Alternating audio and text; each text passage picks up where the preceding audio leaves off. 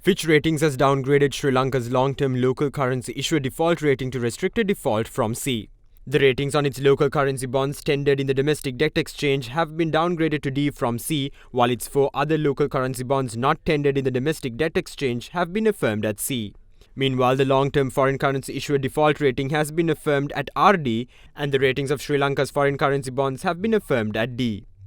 Outlining the key rating drivers, the agency said the downgrade of Sri Lanka's long-term local currency issuer default rating reflects the partial completion of an exchange of Sri Lanka's treasury bonds on the 14th of September as part of a broader domestic debt optimization launched in July 2023.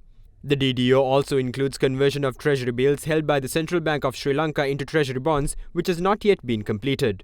In Fitch's view, the exchange of treasury bonds constitutes a distressed debt exchange under the agency's criteria, given the maturity extension of the treasury bonds represents a material reduction in terms versus the original contractual terms, and given that the exchange is needed to avoid a traditional payment default. Furthermore, Fitch highlights that eligible bonds for which tenders were received and accepted have been exchanged into 12 new instruments of equal size and the same aggregate principal amount, maturing between 2027 and 2038. Accepted tenders reached about 37% of the outstanding principal amount of eligible bonds outstanding as of 28th of June 2023.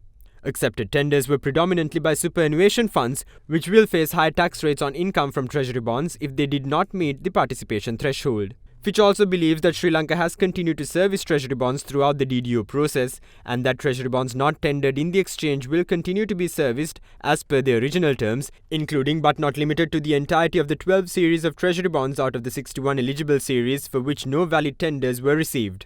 4 of these 12 series were rated by Fitch and were affirmed at C prior to withdrawal. The agency also outlined issues related to incomplete local currency restructuring and default in foreign currency IDR as key drivers behind its decision to downgrade Sri Lanka's long-term local currency issuer default rating to restricted default.